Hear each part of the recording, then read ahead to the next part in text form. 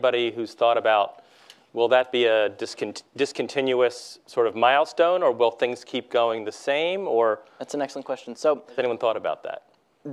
Yes, the program is very clever in that every single transaction, it's recommended that you tip the miner, as you tip a waiter.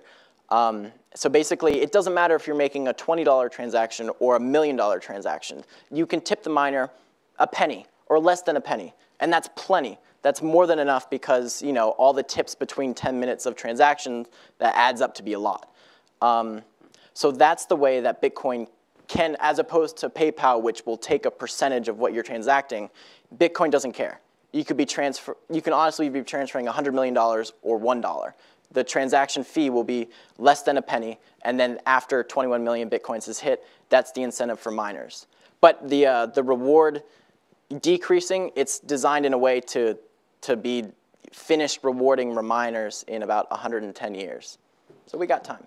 And my understanding is that Bitcoins are divisible, I think, like to 8 decimal places, something like that. So it's not like we'll run out of money. We can just say, all right, instead, we can keep using smaller, kind of like, pieces of 8. You can keep chopping up the piece of gold into fewer pieces to use them as a currency. Yeah, a lot of people will refer to Bitcoins now as micro Bitcoins. So you're just moving the decimal over 3 places, because that's a little bit more enticing to people. If I put $100 into buy a Bitcoin, I don't want to be getting 0.1 Bitcoin. That's kind of demeaning. I want to have 100 micro Bitcoins. Last question before we move to Jay Healy. What is this mythology about the inventor? Where does he live? Does he exist? So the creator, basically the person who wrote the code and the white paper explaining what the code does, what he feels like it should accomplish. His name is Satoshi. His name is Satoshi Nakamoto, and this person actually doesn't exist.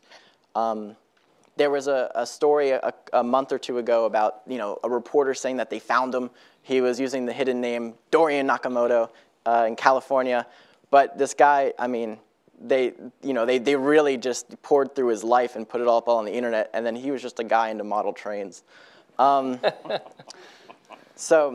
But the thing is, in my opinion, I don't think this Satoshi figure could have revealed himself. I don't think it would be viable for something like this, because if I had a guy, or could be an organization, if we knew who did it, then their first response to Bitcoin would be, well, it's going to profit them.